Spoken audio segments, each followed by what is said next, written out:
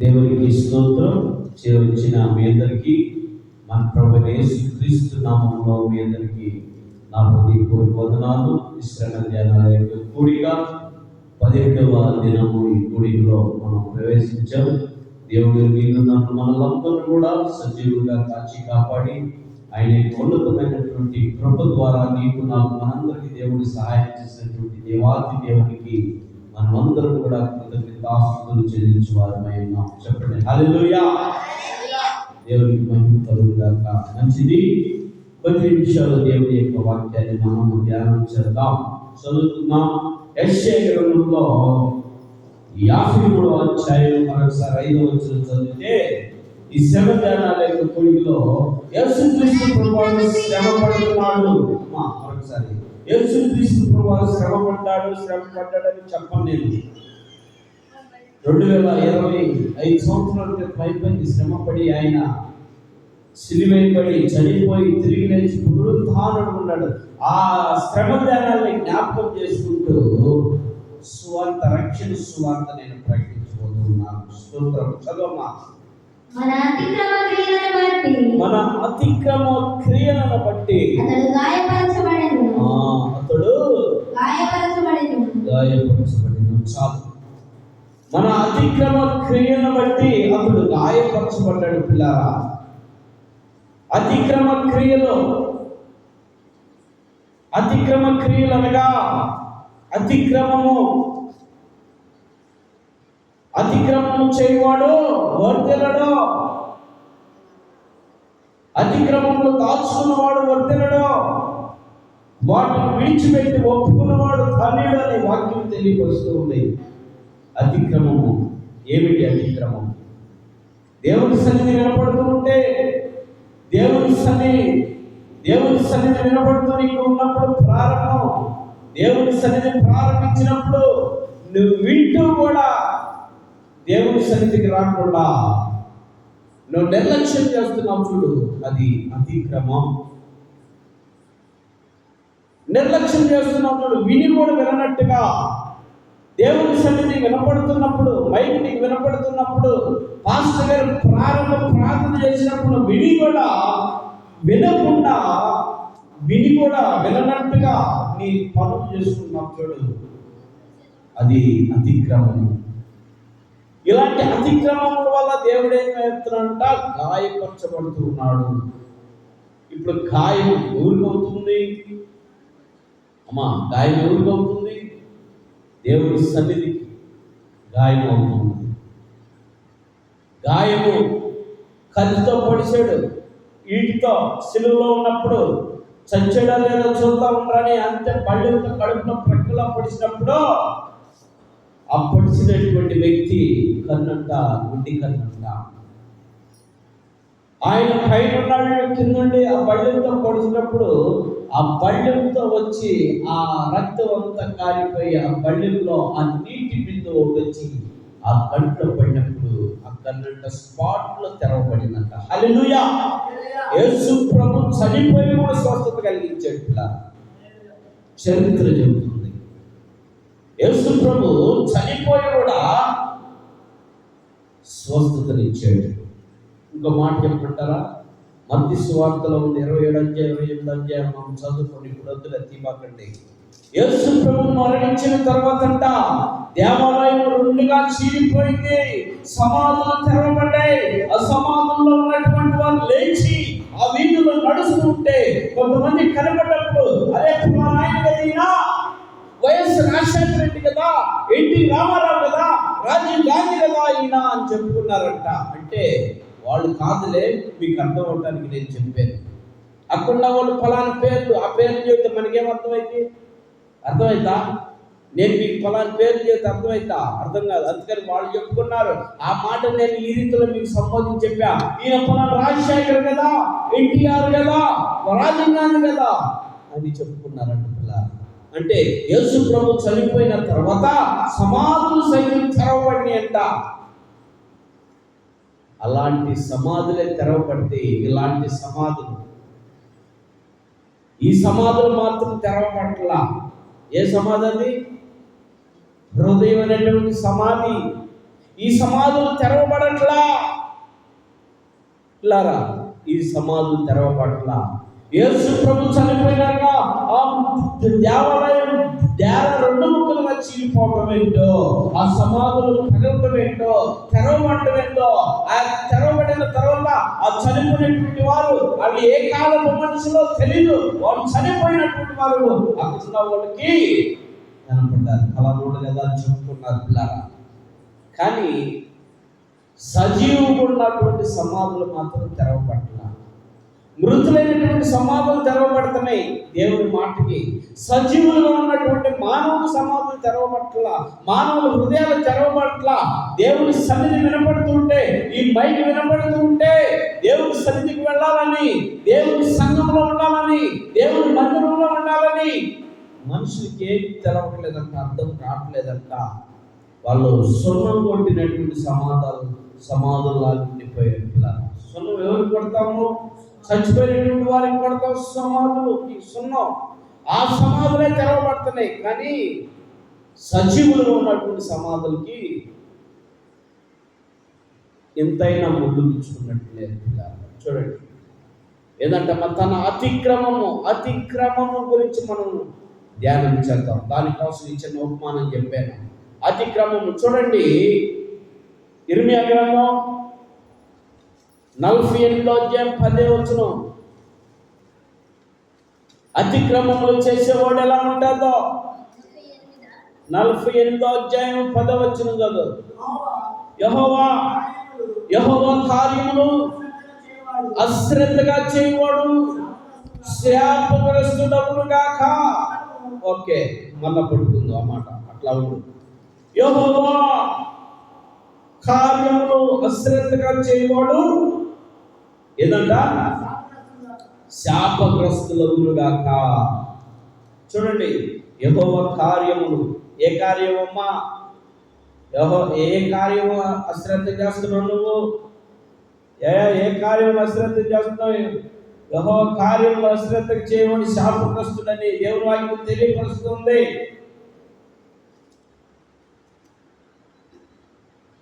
నిన్నెళ్ళి ఆ చనిపోయినోడిని లేపిరా, నువ్వెళ్ళి ఆ కుష్టి వ్యాధుడిని బాగు చేయి, నువ్వెళ్ళి ఆ మోగోడిని నోరింపి, నువ్వెళ్ళి ఆ పక్షవాయువుని లేపు, నువ్వెళ్ళి ఆ గుడ్డి వాళ్ళని బాగు చేయి అని చెప్తున్నారా? ఆ కార్యాల గురించి ఏమంటుంది? ఏ కార్యాలు? దేవుని కార్యాలు ఏమి ఉంటాయి? నీ గృహంలో ఉదయాన్నే లేచిన దేవుని కార్యం చేయాలా? ఏ కార్యం? ఉదయాన్నే పడగలు లేచినప్పుడు దేవుని సన్నిధిలో కూర్చొని ప్రార్థన చేసి, దేవుడు ఇచ్చినటువంటి జ్ఞానం చొప్పున, దేవుడు ఇచ్చిన చదువు చొప్పున దేవుని వాక్యం చదువుతున్నావా? అది అశ్రద్ధ కాదా? దేవుని వాక్యం చదువుతున్నావా? అయ్యా నాకు వాక్యం చదువు రాదు, ఓకే, మరి ప్రార్థన చేస్తున్నావా? పడకల మీద నుంచి లేచి ప్రార్థన చేస్తున్నావా? దేవుని సన్నిధిలో స్తుతిస్తున్నావా? దేవుడిని ఘనపరుస్తున్నావా? ఈ ఉదయ కాలం నేను లేచానంటే కేవలం నీ కృపేనయ్యా. నా తల్లిదండ్రులు కాదు, నా అత్తమామలు కాదు, నా భార్య కాదు, నా బిడ్డలు కాదు, నన్ను లేపిన వారు ఎవరు లేరు, నువ్వు తప్ప అని దేవుడిని స్తుతిస్తున్నావా? ఉదయాన్నే లేచి నువ్వు పడక లేకుండా ప్రార్థన చేస్తున్నావా? అది అశ్రద్ధ కాదా? ఎంతమంది చేస్తున్నారు మీలో? ఉదయాన్నే లేచి ప్రార్థన చేస్తున్నారా? చూడండి, అది అశ్రద్ధ కాదా? దేవుని వాక్యం చదవగలిగినటువంటి నువ్వు దేవుని వాక్యం చదవకుండా లోకంలో ఉన్న వాటిని చదువుతున్నావు, అది అశ్రద్ధ కాదా? లోకంలో ఉన్న వాటిని చదువుతున్నావు, వాట్సాప్లో వచ్చినాయి, స్టేటస్లో వచ్చినాయి, అవి చదువుతున్నావు. ముందు లేచి చదవాల్సిందే అంటే దేవుని వాక్యము.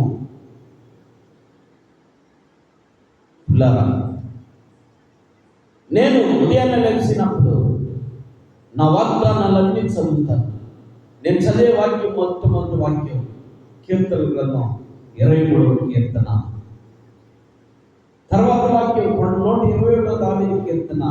ఆ 2 కీర్తనలు అయిపోయిన తర్వాత నా వాగ్దానాలన్నీ చదువుతాను. నేను నా వాగ్దానాన్ని ఇప్పటికీ నేను గుర్తుపెట్టుకున్నా.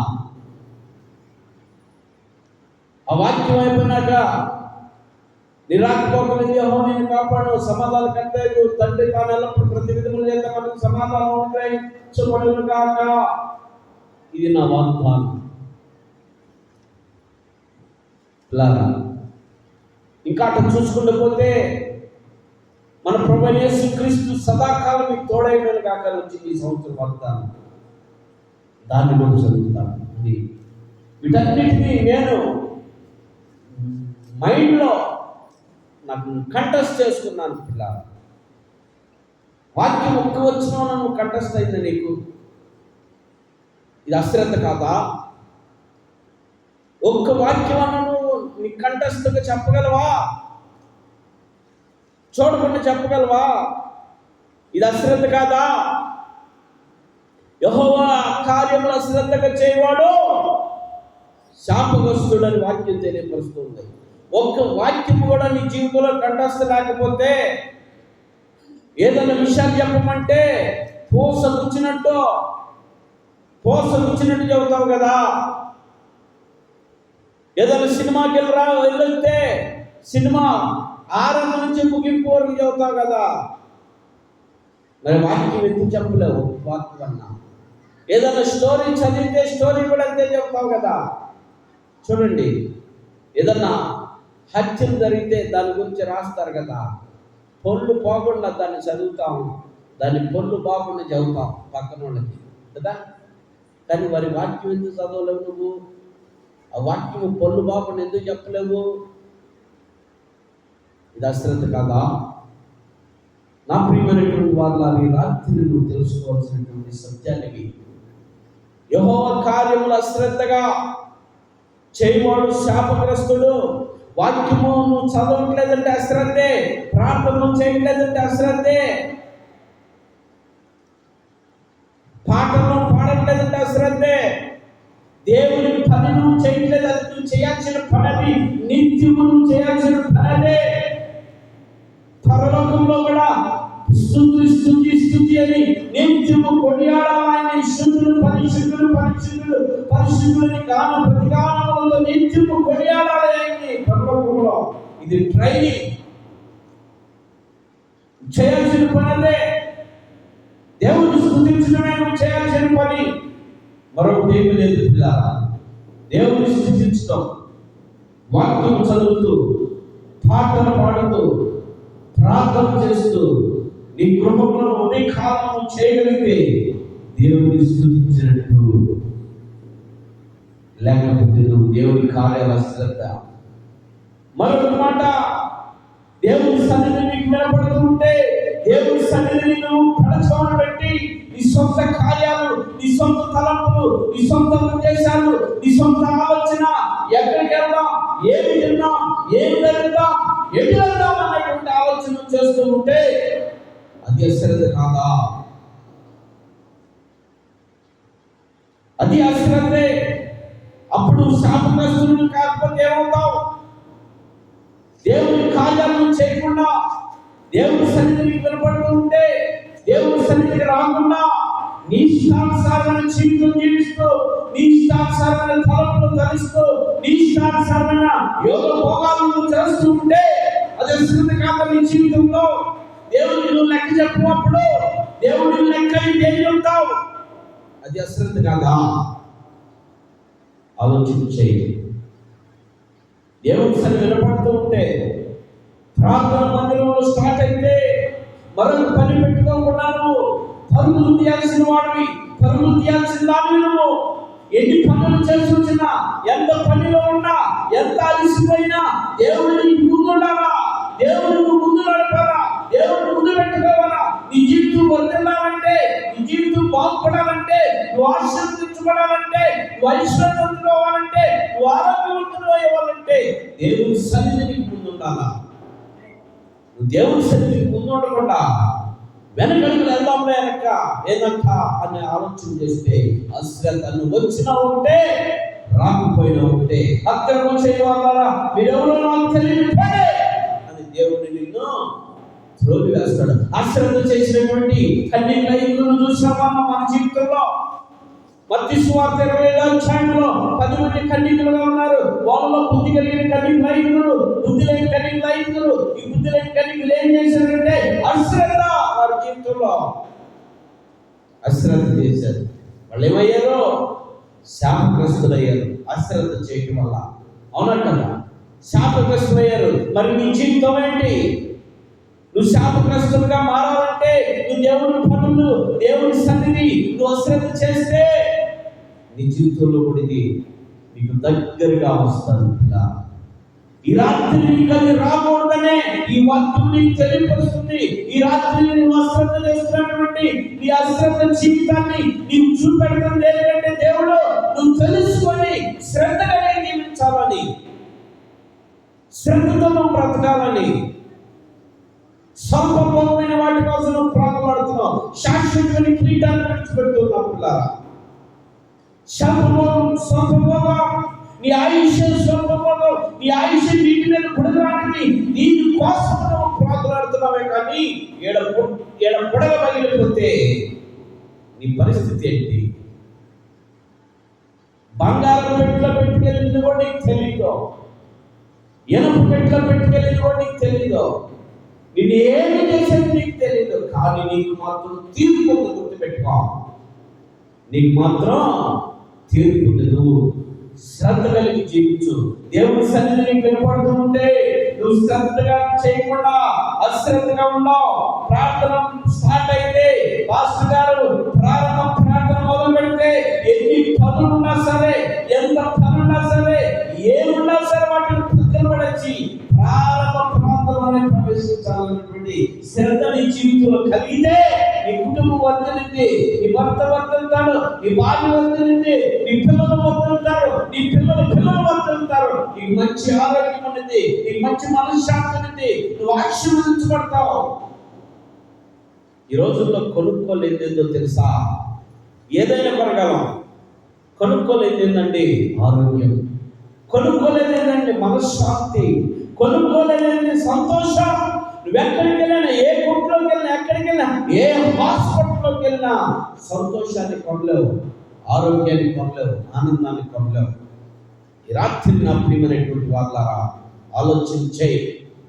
అతిక్రమం వల్లనే ఆయన గాయపడ్డాడు. ఇక్కడ అతిక్రమం వల్లనే నువ్వు దేవుని సన్నిధి వినపడుతున్నా, దేవుని సన్నిధి రావట్లేదంటే నీ అతిక్రమం వల్లనే. అంటే నీకు శ్రద్ధ లేదు. నా ప్రియమైనటువంటి వాళ్ళ నువ్వు ఆలోచించే. శరీరము సహకరించదు, అందరికీ తెలుసా విషయం. కానీ ఆత్మ సిద్ధంగా ఉండాలా. నువ్వు ఆత్మనే ఆర్పుతూ ఉంటే శరీరం ఏం చేసింది? ఆత్మనే ఆర్పుతూ ఉంటే శరీరం ఏం చేసింది? ఈ రోజు కాదు రేపు వెళ్దాం అనుకుంటే శరీరం ఏం చేసింది? పోలబడింది. అవునా? ఆత్మ సిద్ధంగా ఉంటే ప్రాకులాడైన రావచ్చు, పాకైన రావచ్చు, పాక్కుంటాయని రావచ్చు, పాము పాకినట్టయినా బండాడుతాయని రావచ్చు దేవుని సన్నిధికి. 2009లో నాకు ఆపరేషన్ అయింది. మే నెల 3వ తారీఖు ఆపరేషన్ అయింది నాకు. నెలంతా బెడ్డ మీద ఉన్నా, ప్రభువుని అడిగా, దర్శనం వచ్చింది నాకు. నెలంతా బెడ్డ మీద ఉన్నా, ప్రభువుని అడిగా, ప్రభువా నేను వెళితే ప్రారంభ ప్రార్థనలోనే ఉంటానయ్యా నీ సన్నిధిలో. నేను వెళితే ప్రారంభ ప్రార్థన చేయాలయ్యా, నేను వెళ్తేనే పాస్టర్ ప్రారంభ ప్రార్థన చేయాలి అని నేను అప్పుడు పడకలో ఉన్నప్పుడే కోరుకున్నాను ప్రభుని. ఈరోజు కూడా ప్రారంభ ప్రార్థనలోనే ఉంటాను. ఎక్కడైనా ఏడుకంటే నేను వచ్చి చేయాలా, ఓకే కాదట్లా. నేను వెళ్ళే ప్రార్థనలకి ప్రారంభ ప్రార్థనలోనే ఉంటాను. ఏమి మధ్యలో వెళ్ళొచ్చుగా? నన్ను ఎంత కొట్టేవాళ్ళు అందరా నేనెంతే కమ్మను పోబెట్టే కానిపించి పంపుతారు అందరు నాకు. ఏమా కానీ ప్రారంభ ప్రార్థన దేవుడికి ఇచ్చాను. నేను వెళ్ళినటువంటి పాస్టర్కి ఇవ్వాలా, నేను వెళ్ళే కుటుంబానికి ఇవ్వాలా, నేను ఇచ్చినటువంటి తీర్మానం, నేను ఇచ్చినటువంటి దేవుడికి తీర్మానం అది ఉడాముడిగా నేను తీసుకున్నటువంటి తీర్మానం. మన తమ్ముడు చెప్తున్నాడు, చందువనా నేను తీర్మానం చేసుకున్నాను, ఇక నేనుంటే దేవుడి సన్నిధిలోనే ఉంటాను. నేను నిర్లక్ష్యం చేయనని తీర్మానం చేసుకున్నాడు.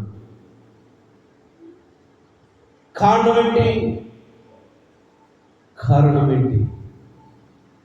ఇలా ఆలోచన చేయి. ఆ రీతిలో తీర్మానం చేసుకోగలిగితే దేవుడు నిన్ను ఆశీర్వదిస్తాడు.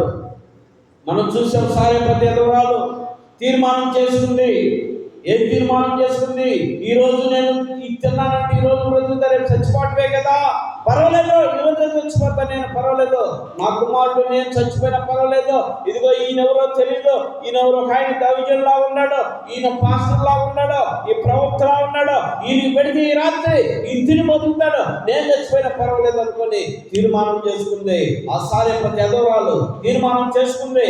ఆమె పిండి పట్టుకుంది, అప్పం వేసింది, ఆయనకి ఇచ్చింది, ఆయన తిన్నాడు, మళ్ళీ అన్నాడు, మళ్ళీ పట్టుకుంది, మళ్ళా అప్పం వేసింది, ఇచ్చింది, తిన్నాడు. అట్ట 10 అప్పాల దాకా 10 అప్పంలో వేసి ఇచ్చింది. ఏడదా పిండి, ఏడదా నూనె, ఎవరు అడుగుతుంది? దైవజనుడు పిల్లారా, దైవజనుడు నిన్ను పదే పిలవాలా? దైవజనుడు నిన్ను పదే పిలవాలా? దైవజనుడు ద్వారా పిలిపించుకున్నామంటే దేవుడి చేత పిలిపించుకున్నట్టే లెక్క. వినపడుతుంది కదా, వినపడినప్పుడు నువ్వేం చేయాలా? దేవుడి సన్నిధికి పరుగులు తీయాలా? దేవుడి సన్నిధిలో ఉండాలా? ఎవరి కోసం ఉండాలా? దైవ సాముల కోసం కాదు, నీ కుటుంబం కోసం ఉండాలా, నీ బిడ్డల కోసం ఉండాలా, నీ భర్త కోసం ఉండాలా, నీ భార్య కోసం ఉండాలా, నీ పిల్లల కోసం ఉండాలా, నీ పిల్లల కోసం ఉండాలా. నువ్వు దేవుడి సన్నిధిలో నువ్వు మొరపెట్టగలిగితే దేవుడు నీ మొరవిని దేవుడు ఏం చేస్తాడు? నెమ్మదినిస్తాడు. ఎవరికి ఇస్తాడు నెమ్మది? మొదట నీకు ఇస్తాడు. నువ్వు నెమ్మది పడితే చాలు, నువ్వు నెమ్మది పడితే చాలు. దీని సామెత ఉంది, తల్లిదండ్రులు ఉసిరికాయ నోట్లు వేసుకొని ఉంటే పిల్లలకి ఏముంటుంది? 7 నుంచి నీళ్లు ఊరుతాయి, అవునా? ఊరుతాయా లేదా?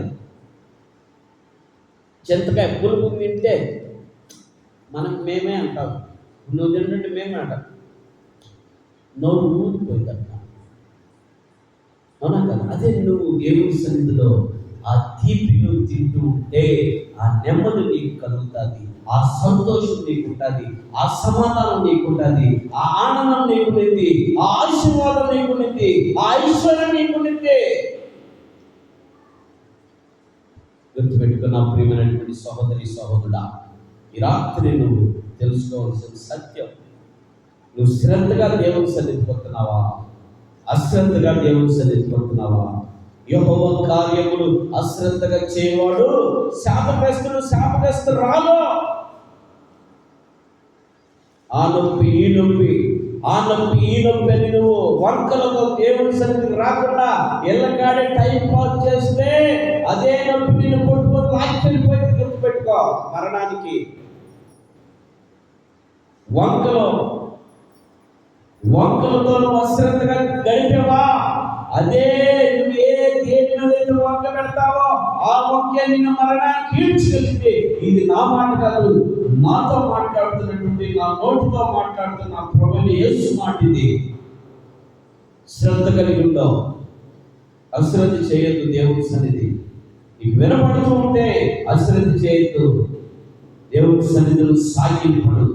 దేవుడు నిన్ను ఆశీర్వదిస్తాడు, దేవుడు నిన్ను బాగు చేస్తాడు, దేవుడు నిన్ను బలపరుస్తాడు, దేవుడు నిన్ను ఉన్నతమైన స్థితిలోకి వెళ్తాడు. తొదక నువ్వు కొద్దిగానే ఉండొచ్చు, తొదక నువ్వు పెంట కుప్పలోనే ఉండొచ్చు, నిన్ను మహావృద్ధి చేస్తాడు. పెంట కుప్పలో నుండి పైకి లేవనెత్తువాడు ఆయన నజరేయుడైన యేసు. హల్లెలూయా. ఆ యేసు మాటలు విని నీ హృదయం మార్చుకో, నీ తలంపులు మార్చుకో, నీ ఉద్దేశాలు మార్చుకో, నీ క్రియలు మార్చుకో, నీ కోరికలు మార్చుకో, నీ ఊహలు మార్చుకో, నీ ఆలోచనలు మార్చుకో, వీటిని మార్చుకో. నీ మతం మారమని చెప్పట్లా, నీ కులం మారమని చెప్పట్లా, నీ తలంపులు మారాలా, నీ హృదయం మారాలా, నీ ఆలోచనలు మారాలా, నీ ఉద్దేశాలు మారాలా. ప్రభు కోసం జీవించు. దేవుడు నిన్ను లేవనెత్తుతాడు. ఏ బాధలో ఉన్నా, ఏ కష్టంలో ఉన్నా ఏ ఇబ్బందులో ఉన్నా, ఏ ఇరుకులో ఉన్నా నజరేయుడైన యేసు నిన్ను స్వస్థపరుస్తాడు. నువ్వు అడగాల, నోరు తెరిచి ప్రభువా నేను పాపిని ప్రభువా నన్ను క్షమించు ప్రభువా. ఈ శ్రమ ధ్యానంలో నువ్వు నాతో మాట్లాడుతున్న ప్రతి మాటను బట్టి కూడా నీ స్తోత్రాలను బలపరుస్తున్నావయ్యా, నన్ను ఉద్దేశించి చేస్తున్నావు, నన్ను హెచ్చరిస్తున్నావు అని నువ్వు హెచ్చరికలకు నువ్వు లోబడగలిగితే, నువ్వు వర్తిల్తావు. నీ మనసు మార్చుకోగలిగితే నా ప్రియమైనటువంటి వాళ్ళ ఈ సమాధానాల కూడికలో దేవుడు మీతో నాతో మనందరితో మాట్లాడుతున్నాడు. యూట్యూబ్లో మీతో కూడా మాట్లాడుతున్నాడు. ఈ మాటలు హెచ్చరింపబడుతున్న నువ్వు నీ హృదయాన్ని మార్చుకో, నీ తలంపులు మార్చుకో, నీ ఉద్దేశాన్ని మార్చుకో, నీ క్రియలు మార్చుకో, నీ ఆలోచనలు మార్చుకో. అశ్రద్ధగా జీవించొద్దు, శ్రద్ధ కలిగి ఉందో. దేవుని సన్నిధి ప్రారంభంలోనే ఉందో, దేవుని ఆశీర్వాదాలు పొందు. ఒక ఎగ్జామ్ వెళ్ళిన ఫస్ట్ మార్కులు చూస్తారు, ఒక పోటీలో ప్రవేశించిన గెలుపును చూస్తారు, గెలుపు కోసమే వెళ్తారు, ఉద్యోగం రావాలనే వెళ్తారు. కానీ నువ్వు దేవుని సన్నిధికి మాత్రం నిర్లక్ష్యంగానే వెళ్తావు. నిర్లక్ష్యంగా వెళ్ళవద్దు, నిర్లక్ష్యంగా వెళ్ళొద్దండి. దేవుని సన్నిధి అంటే పరిశుద్ధ స్థలం, మండుతున్న అగ్ని. ఈ అగ్నిలో నువ్వు ఎలా ఉండాలంటే బంగారం బయటకు ఎలా వచ్చిందో అలా రావాలా. నీ స్వభావం మారాలా, నీ ఉద్దేశాలు మారాలా, నీ తలంపులు మారాలా, నీ హృదయం మారాలా. అంటే మార్పు చేరొచ్చిన మనందరికీ ఎంత శబ్దంతో ఉంటున్న వారికి రావాలని ప్రార్థన చేయాలి. మనం దేవుడి కొద్ది మాటలు దీవించుగాక. ఆమేన్, ఆమేన్, ఆమేన్.